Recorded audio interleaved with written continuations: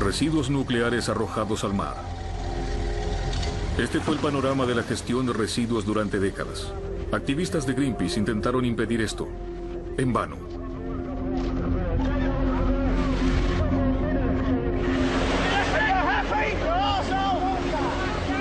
¿Qué ocurre con este legado radiactivo en el mar? Investigamos durante un año. Intentamos averiguar qué fue de los barriles de residuos nucleares. Descubrimos también conductos, a través de los cuales se bombean los residuos nucleares al mar. Visitamos mercados de pescado. Hablamos con expertos. Los tóxicos se concentran en la cadena alimentaria.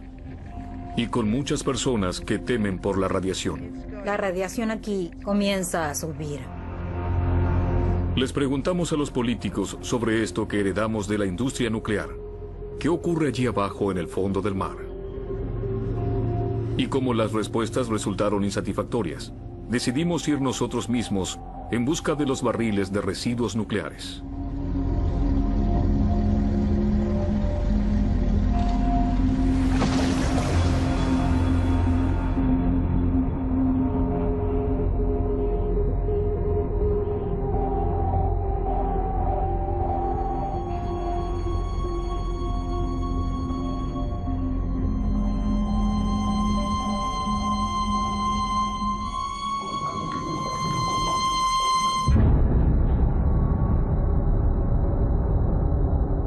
Examinamos el pasado a fondo. Queremos saber dónde y qué se irradia frente a las costas de Europa.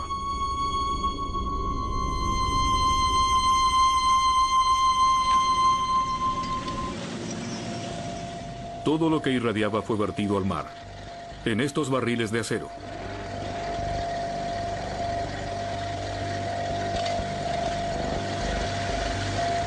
Contenían residuos de baja actividad provenientes de hospitales, así como también desechos radiactivos de las centrales nucleares de Europa. Hace décadas que la industria nuclear utiliza el mar como un cementerio nuclear. Mayo de 1967. En el puerto de Emden, en Baja Sajonia, se cargan en el buque inglés Topaz residuos nucleares provenientes de Alemania, Gran Bretaña y Francia. Los barriles serán arrojados a no menos de 4.000 metros de profundidad. Los residuos nucleares se diluirán en el agua. La tripulación inglesa del Topaz vuelca la carga radiactiva al mar. Así desaparecen más de 100.000 toneladas de residuos nucleares. En el Atlántico Noreste, en el Mar de Irlanda, pero también en el Bajo Canal de la Mancha británico.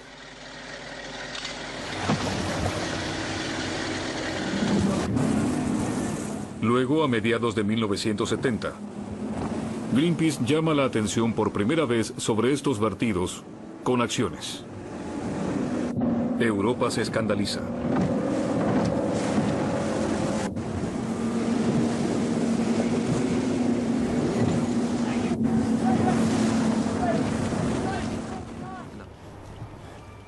A 32 años de la intervención con botes en el Atlántico, nos encontramos con dos de aquellos activistas, en Greenpeace en Hamburgo.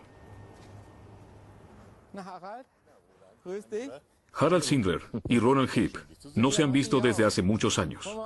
Ambos lucharon con convicción contra el hundimiento de residuos nucleares. Le mostramos las grabaciones a Harald Sindler. Incluso hoy, años más tarde, le corre un escalofrío por la espalda. Es cínico. Sin embargo, la industria nuclear no se dejó impresionar por las acciones de Greenpeace. Los vertidos continuaron, los ambientalistas fueron combatidos y criminalizados.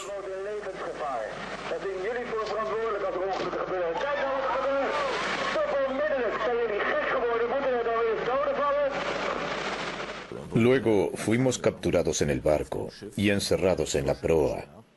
Y así continuaban los hundimientos. Todo eso lo podíamos escuchar y entonces ocurría lo que acabábamos de ver, que el barco era interceptado por un bote y a continuación se interrumpía la acción.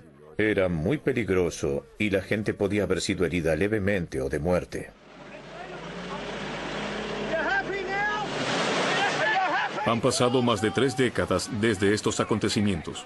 ¿Qué ha ocurrido desde entonces con los residuos nucleares allí abajo en el fondo del mar? ¿Quién sabe más sobre esto?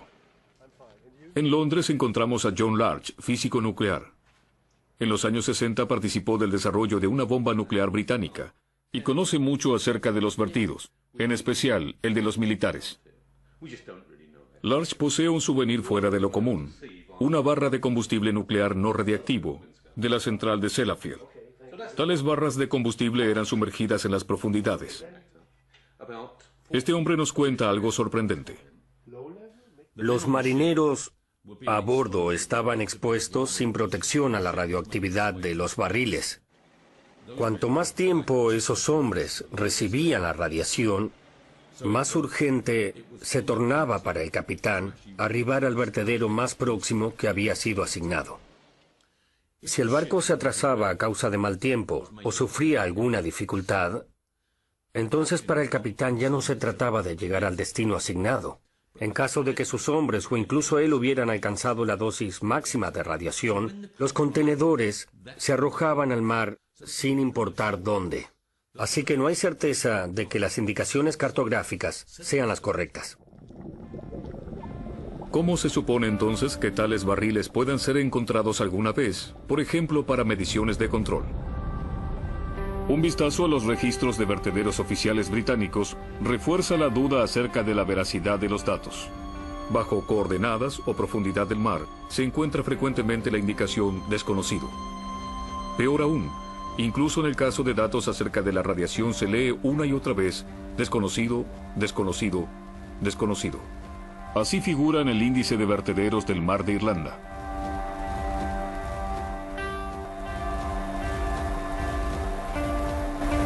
Este es el Centro de Energía Atómica británico Sellafield. También de aquí provinieron desechos nucleares que desaparecieron en el mar de Irlanda, en el Canal de la Mancha y en el Atlántico. La sospecha: residuos nucleares altamente radiactivos podrían haber sido sumergidos. Esto estaba prohibido oficialmente.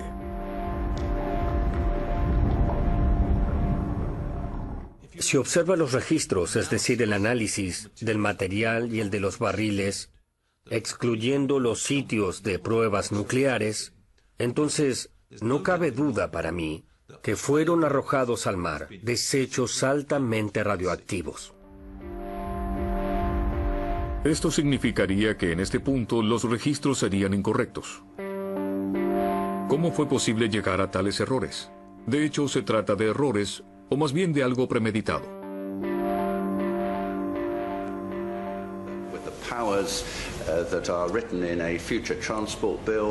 El británico Michael Meacher puede tal vez saber más sobre esto.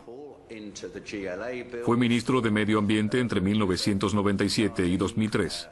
Tenía una visión crítica respecto de la política de vertederos.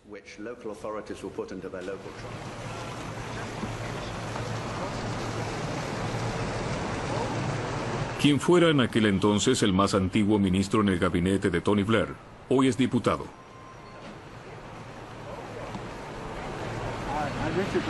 Le mostramos los registros. ¿Quién completó con datos erróneos? ¿Quién sabía acaso algo de los vertederos? Me temo que había un acuerdo entre el Ministerio de Defensa, las Fuerzas Armadas y la industria nuclear. Nadie debía saber sobre los vertidos. Por eso es imposible hoy en día averiguar dónde y sobre todo qué fue vertido exactamente. Si bien sabemos aproximadamente dónde se puede hallar algo, una vez más, no sabemos exactamente dónde ni sobre todo cuánto. Por consiguiente, tampoco podemos decir con exactitud nada acerca de los efectos que deban tenerse en cuenta dentro de décadas o incluso de siglos. A mi juicio, eso fue una especie de conspiración. Ni siquiera Greenpeace imaginaba en aquel entonces que esto podía ser tan grave. Pero las protestas tuvieron éxito. En el año 1993 se prohibieron a nivel mundial los vertederos de residuos nucleares. Activistas de Greenpeace fueron homenajeados como héroes. Por ejemplo, aquí en el municipio español de Vigo. Durante más de medio siglo se habían arrojado contenedores de residuos nucleares al mar, bajo el lema: la solución a la contaminación es la dilución. ¿La solución del problema es la dilución? Existe una presunción errónea fundamental. Se creía que al arrojar desechos radioactivos al mar y diluirse en miles de litros de agua, la radioactividad desaparecía. Si usted vierte residuos radioactivos y los disuelve en toneladas y toneladas de agua, ya no queda expuesto a esa radiación. Pero esto resultó ser erróneo y fue comprobado más de una vez. Las primeras pruebas de que este legado altamente tóxico no desaparece sencillamente por dilución fueron obtenidas por expertos luego de un viaje de exploración a mediados de los años 80. Alemania envió el barco de investigación Walter Herbig a las zonas de vertederos del Atlántico. Fueron explorados los puntos donde se arrojaban los desechos al mar. Sin haberlo planeado, se cargaron a bordo 9 toneles. Los investigadores hallaron plutonio en el agua, en el fondo del mar y en los peces.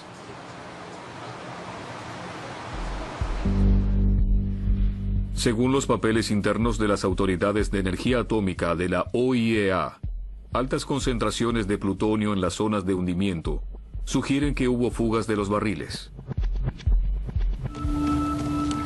Mónaco, sede del Laboratorio Marino de las Autoridades Internacionales de Energía Nuclear de la OIEA. Aquí hallamos biólogos que investigan los peligros de desechos nucleares en el mar. El director del laboratorio es el Dr. Helmut Nies.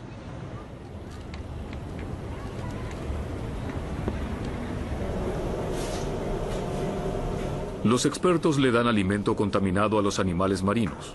Quieren saber qué efectos causará en los organismos. El Dr. Nies y sus colegas están a cargo también de los contenedores de residuos nucleares hundidos. La pregunta clave es, ¿qué hay en los barriles? ¿Existen aún barriles intactos, luego de tantos años en el fondo del mar, o ya se corroyeron? De por sí, si se investiga constantemente el lecho marino, ya hubieran aparecido contenedores. Entonces usted parte de la base de que los barriles en el Canal de la Mancha se corroyeron o ya no están. Sí, en sí de eso parto. ¿Y si se encontraran barriles intactos, sería mejor ponerlos a resguardo? Si no implicara un gran despliegue, para mí, por supuesto, habría que sacarlos. Desde hace 12 años, no hay nuevas investigaciones en las zonas de vertidos. ¿Tiene razón Nies? ¿Están todos los barriles ya corroídos? Decidimos buscar nosotros mismos. La única zona de hundimiento que está dentro de nuestras posibilidades y medios es Horn Deep, una depresión en medio del Canal de la Mancha británico, cerca de las islas del canal.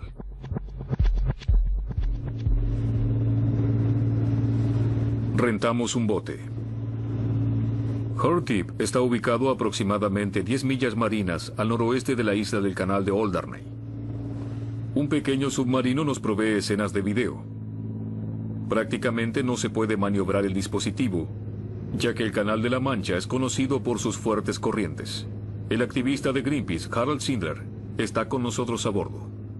Si me pusieran a disposición los medios necesarios, sacaría de inmediato un barril del fondo y traería al responsable de esto. Es irresponsable. Acá fueron sumergidos más de 28.000 barriles de residuos nucleares. Esto es increíble. La particularidad de Horn Deep es que aquí yacen miles de barriles de residuos nucleares, no a 5.000 metros, sino apenas a 100 metros de profundidad.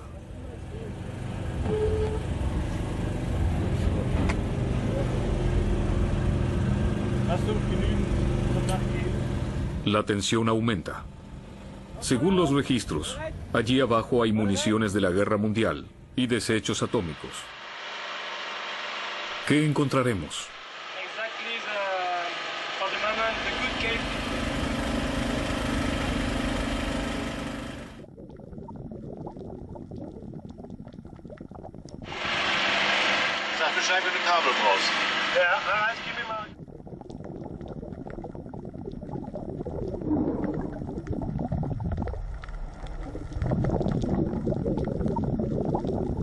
En la primera inmersión filmamos un barril de residuos nucleares, intacto. Eso significa que hay aún barriles cerrados allí abajo, que se podrían poner a resguardo. Por supuesto que no estamos autorizados a sacar ese contenedor.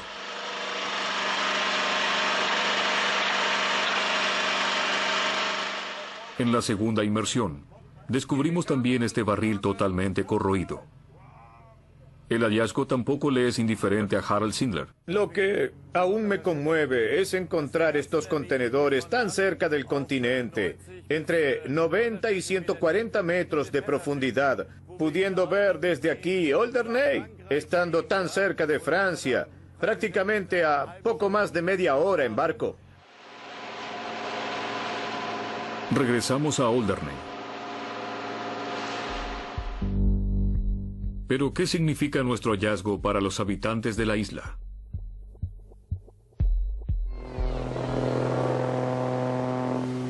En Alderney, nos encontramos con el profesor universitario Chris Busby. Hace décadas, este físico ya había estado aquí. En aquel entonces, un médico le había pedido que fuera. En la isla aparentemente había muchas afecciones cancerígenas poco usuales. Hace muchos años que Busby lucha contra los peligros de la radiación nuclear.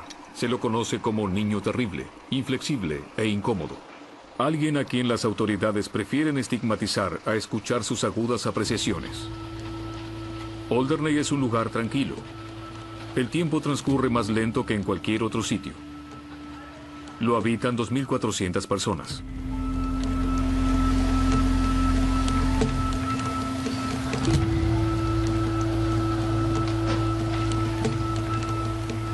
La isla es también un refugio para jubilados británicos de buen pasar.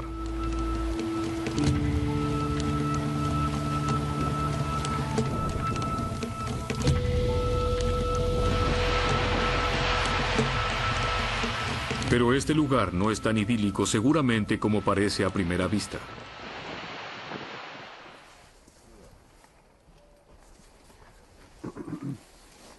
Para nuestro asombro, Busby va adelante junto con nosotros al cementerio.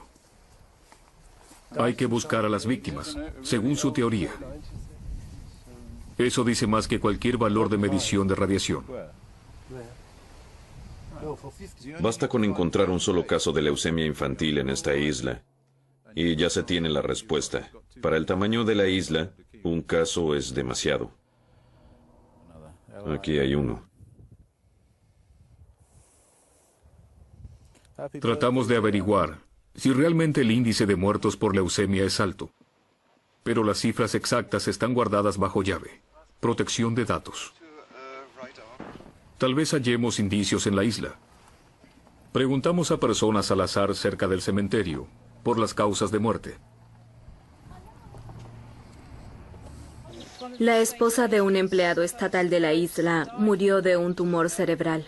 Luego se enfermó su segunda mujer, también de un tumor cerebral. Pero ahora se recuperó y aparentemente está sana. Y luego vimos de casualidad un programa en la televisión. Mostraban operaciones en vivo.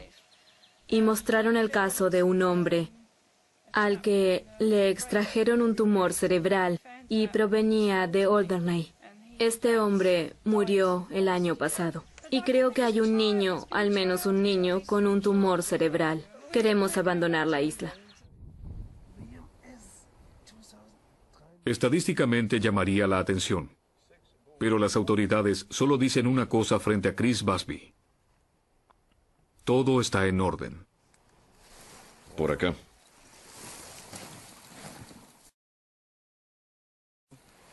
El profesor universitario viene con nosotros hasta la playa. Quiere medir la radiación. Las autoridades británicas responsables argumentan que la cantidad e intensidad de radiación es demasiado baja como para poner en peligro a las personas. Ya se sabe desde los años 80 que todo material que fuera arrojado al mar vuelve a la Tierra. Y esto se debe a que las pequeñas partículas en el fondo del mar atraen la radiactividad Atraen el plutonio, el cesio y también a otros elementos. El profesor universitario Busby quiere permanecer afuera. La noche se acerca. También la bajamar.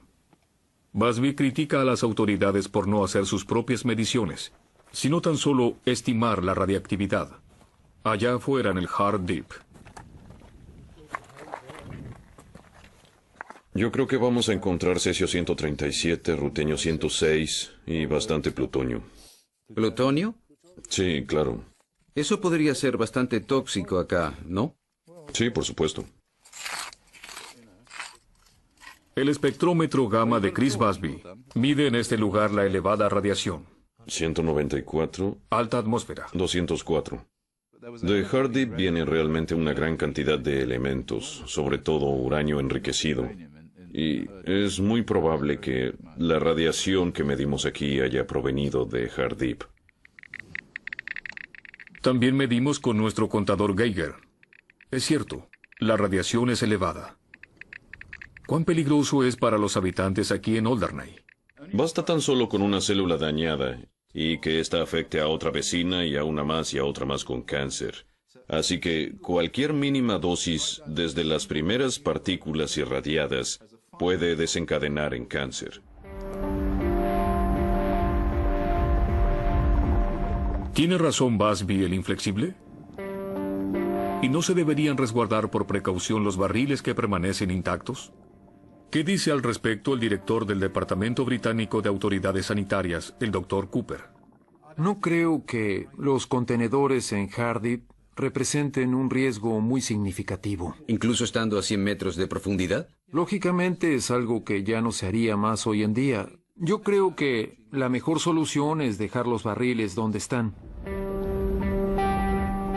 Interrogamos a las autoridades responsables de energía nuclear. ¿Cómo se evalúan allí los peligros de barriles arrojados al mar? Vimos que la capacidad de dilución del agua marina es descomunal.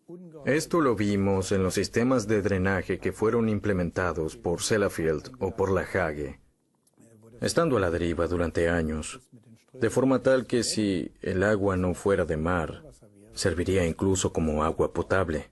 Pero también coexiste la opinión exactamente opuesta.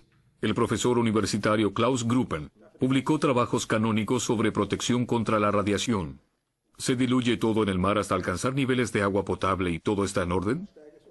Si la cantidad en la cual se diluye algo es infinita, entonces se diluye bien. Por ejemplo, lo que se arroja al espacio. Pero la Tierra es un cuerpo celeste muy pequeño y de una cantidad que se mantiene. Pesa unos 6.000 trillones de toneladas, por lo que la concentración aumenta constantemente. Nuestra conclusión es: la radiactividad podría esparcirse en vez de desaparecer. Faltan datos precisos sobre la ubicación y cantidad de barriles sumergidos. A su vez, existen discrepancias respecto de si deben ser resguardados o no.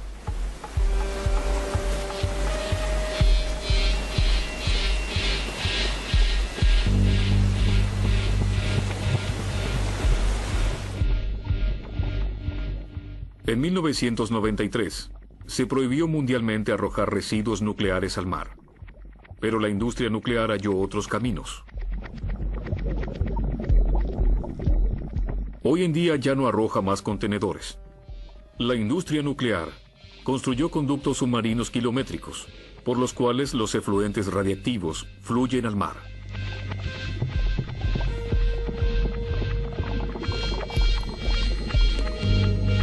Uno de estos conductos se encuentra en Normandía. Proviene del centro de reprocesado de La Hague. También aquí protestó Greenpeace. Bajo el agua.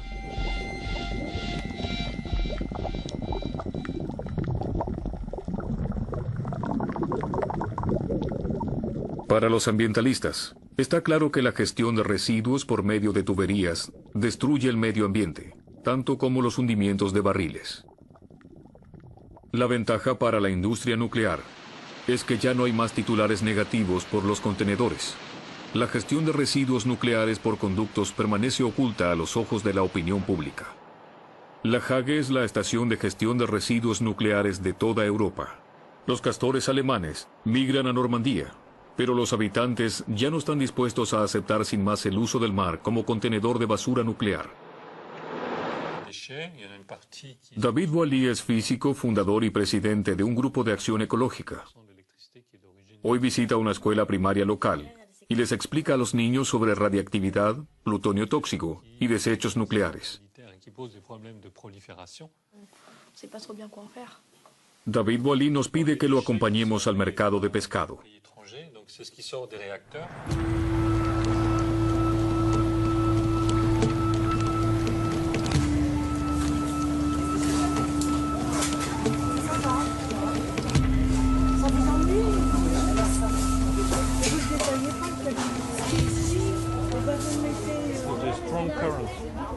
El físico objeta los criterios para evaluar la salud en animales marinos.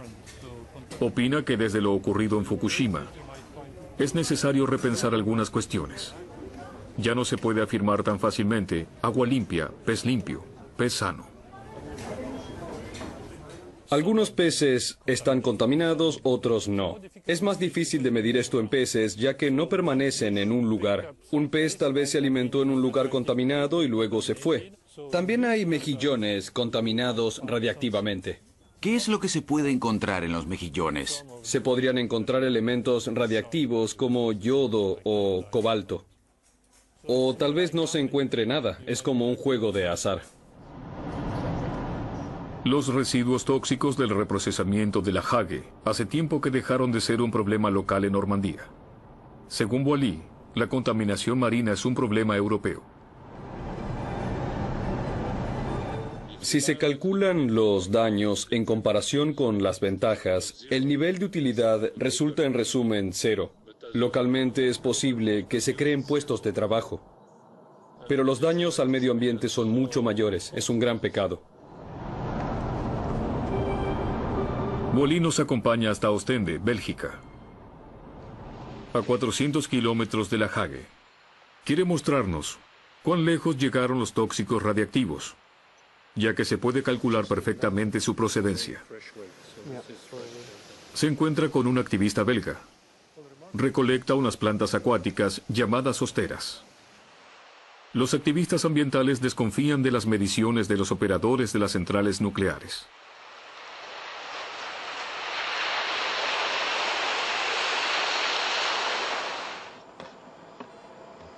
Boily continúa viaje con nosotros a Holanda. También quiere recolectar muestras de hosteras para su laboratorio.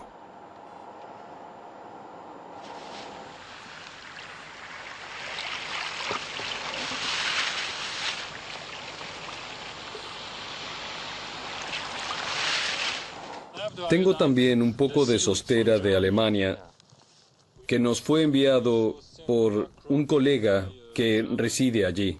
Y él quería saber si era posible que se hubiera propagado yodo radioactivo de la Hague hasta Alemania. Nuestra respuesta fue sí. Encontramos yodo radiactivo en Alemania. Estamos de regreso en los laboratorios de ACRO, la iniciativa ciudadana. La sostera, facilitada por voluntarios, muestra un valor de tritio 5 veces más alto que el declarado por el operador de la central nuclear francesa Areva. Ahora está claro por qué los ciudadanos miden valores por su cuenta. David Boily trajo animales marinos del mercado. Pierre Barbet, biólogo molecular, nos explica qué ocurre con estas especies. Sabemos, entre tanto, que hay un recambio entre lo profundo del mar y las capas marinas superiores. Los tóxicos radioactivos se concentran en la cadena alimentaria. Este pequeño gusano, por ejemplo, puede albergar 2 a 3,000 veces más radioactividad que su entorno. Es devorado, a su vez, por un ser vivo más grande y así sucesivamente. Al final de la cadena observamos daños en las células sexuales de los cangrejos. Y estos daños, estos defectos genéticos, se transmiten a la generación siguiente. ¿Y estos defectos hereditarios aparecen de la misma forma en los humanos? Sí, ocurre lo mismo en cualquier célula, sea humana o animal.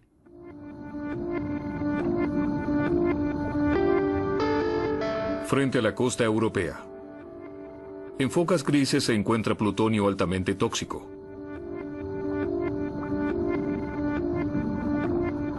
En marsopas se halla cesio radiactivo.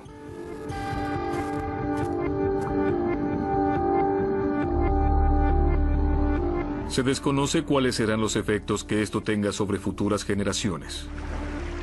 De allí que los biólogos marinos exijan que todo animal deba ser protegido de la radiactividad.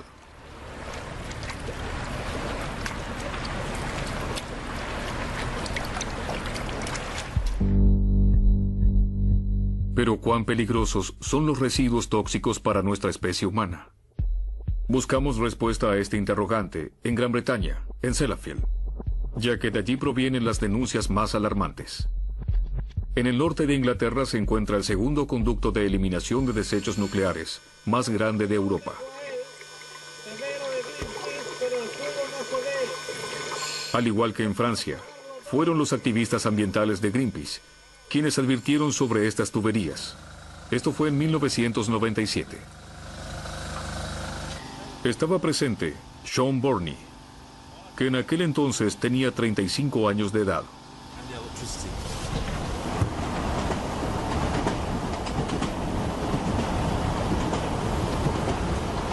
Desde hace casi 2 décadas, combate los desagües al mar.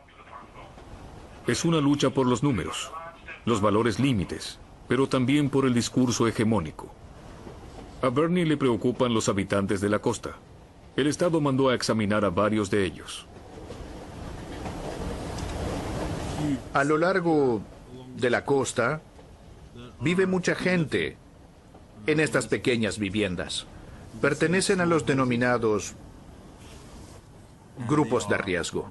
Estas personas son las más perjudicadas. Viven justo frente al mar y están diariamente expuestas al mar y a todo lo que viene de él. Sus casas están repletas de polvo de plutonio. Sus cuerpos poseen radioactividad, tienen incluso plutonio en los dientes. Y cuanto más cerca de Sellafield se reside, más plutonio se tiene en los dientes. El conducto de Sellafield solo se puede observar bien desde el aire. Ahora bien, ¿cómo pudo la empresa de gestión de residuos eludir la prohibición de eliminación de desechos al mar? Se la continúa haciendo tanto como antes. Los operadores de centrales nucleares argumentan que la eliminación se efectúa mayormente por tierra, y eso es legal. Las autoridades lo aprobaron. ¿Hay alguna razón científica o lógica por la cual los contenedores están prohibidos, pero no así los conductos terrestres? Creo que más bien se trata de una cuestión filosófica. Para Wolfgang Rennenberg, no se trata de una cuestión filosófica. Fue jefe del Departamento de Seguridad de Reactores en el Ministerio Federal de Medio Ambiente y es experto en gestiones de residuos radiactivos. No hay una explicación lógica. Se esconden, en definitiva, motivos económicos. La pregunta es, ¿cuánto más caro sería, por ejemplo, instalar filtros que hagan que los vertidos sean casi inocuos? Posiblemente no cerrarían los números. Creo que esto es lo que se esconde detrás del asunto. No se evidencian motivos físicos o motivos de otra índole. Diariamente fluye caldo radiactivo al mar de Irlanda. Los desechos nucleares de Sellafield están siendo hallados en la costa noruega. Entre tanto, se les está advirtiendo a los lugareños que habitan estas costas de Sellafield sobre la seguridad. Los colaboradores de Sellafield muestran presencia. Los operadores de las centrales nucleares y las autoridades aseveran: no existen riesgos, se controla y supervisa constantemente. Al mismo tiempo se encuentra diariamente plutonio. También aquí retornan los tóxicos del mar. Se lavan, se secan y quedan en la costa. La playa de Sellafield fue distinguida como una de las más limpias de Europa. Pero Janine Alice Smith una mujer de los Países Bajos que vive hace varias décadas en el interior de Sellafield, está convencida de que las autoridades minimizan el problema de la radiactividad, así como también que su pequeño hijo enfermó de leucemia por el plutonio encontrado en el lugar. Nos gustaba ir con frecuencia a la playa. Nuestras vacaciones de verano eran largas, mi esposo era docente, y como a todo bebé le gustaba jugar con la arena, pasársela por el cabello y llevársela a la boca. A los 12 años contrajo leucemia. Y con el tiempo supe que mi hijo no había sido el único. Hubo otros niños que enfermaron, como Donald. En su caso se había detectado leucemia tempranamente y mejoró, pero a los 19 años la leucemia reapareció, decidió suicidarse, se colgó. Gemma falleció a los 7 años,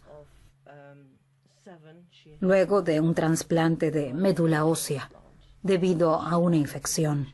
Windscale, the biggest commercial nuclear reprocessing works in the world. La televisión local informó ya en la década de los 80 acerca de leucemia en niños. Para los periodistas estaba claro que los operadores de centrales nucleares e incluso las autoridades sanitarias negaban la magnitud del peligro. 3 niños de una escuela de Seascale contrajeron leucemia en una misma clase. El exhaustivo informe periodístico local de Yorkshire TV no logró frenar la eliminación de residuos tóxicos. The radioactivity here can be measured quite simply with a Geiger counter. It's in the mud and it's on the beach. Scientist Dr. Philip Day is measuring this radioactive pollution. Intentamos investigar lo que esos informes reflejaban. Alrededor de la planta de reprocesamiento de material nuclear de Sellafield está prohibido todo tipo de filmación en el recinto de la empresa. Tampoco llegamos a los conductos. No resulta fácil acordar fecha para una entrevista. Finalmente logramos reunirnos en el estacionamiento frente a la central. Queremos saber qué relación existe entre los residuos radiactivos y los casos de leucemia. Por supuesto que el tema de los casos de leucemia es complicado. Los casos fueron analizados durante años por las autoridades sanitarias de Gran Bretaña, o sea, por las personas indicadas. Y ellos afirman que la tasa elevada de leucemia en esta localidad no está particularmente vinculada con nuestra actividad. Con esta explicación, aún está permitido el acceso a la playa, pese a los hallazgos de plutonio.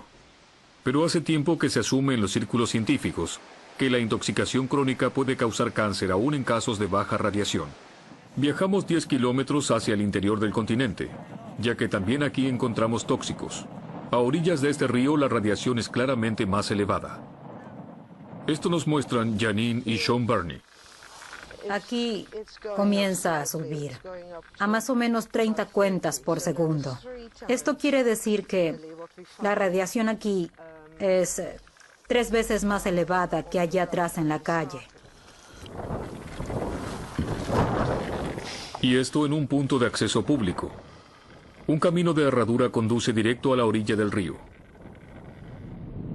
En verano la gente se da un baño en el agua. Hay bancos para sentarse a descansar. Bernie y Alice Smith critican a las autoridades que trabajan, incluso adrede, de forma imprecisa. Entonces, cuando las autoridades toman muestras, ¿toman solo una y eso es todo? Ocultan información a los periodistas. Buscan saber lo que ocurre de un año a otro. No les interesa saber qué fue depositado aquí hace 50 años. Y quieren ocultarlo, pero los residuos tóxicos están ahí. Estas son imágenes de un centro de cáncer infantil en Wales. Nos la envió el profesor universitario Chris Busby.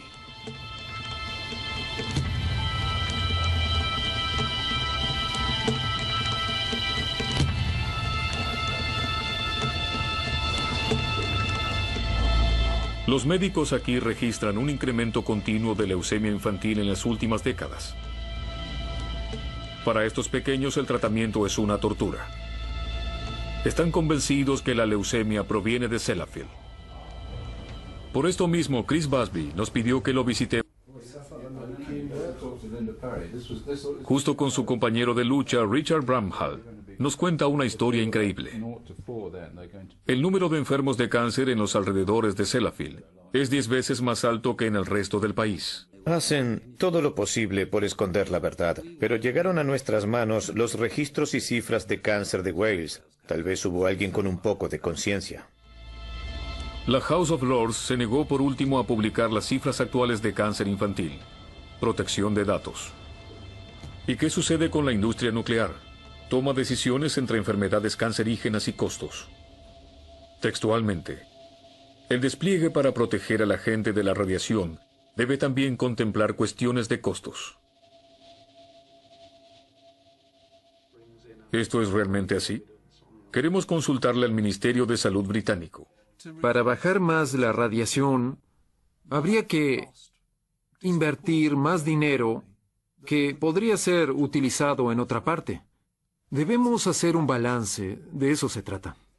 Esto significa, digamos, que se acepta una determinada cantidad de muertos de cáncer por la radiación para mantener los costos lo más bajo posible al evacuar los residuos nucleares al mar. Usted hace esa comparación. Yo cito sus palabras. Bueno, no es ni más ni menos que lo que ocurre con otras cuestiones de la sociedad. Sellafield y La Hague demuestran que la gestión de residuos al mar fue y es un error. Sin embargo, nadie quiere aceptarlo de parte de las autoridades, porque entonces habría que enfrentarse a cuestiones difíciles, como por ejemplo, ¿quién mintió? ¿Qué se puede salvar aún? ¿Y quién debe pagarlo? Desde los vertederos en el Atlántico Noreste hasta las costas de Noruega, el legado nuclear de barriles y conductos es un problema ignorado expresamente. Esto podría resolverse obturando los conductos y poniendo a resguardo donde fuera posible los barriles intactos.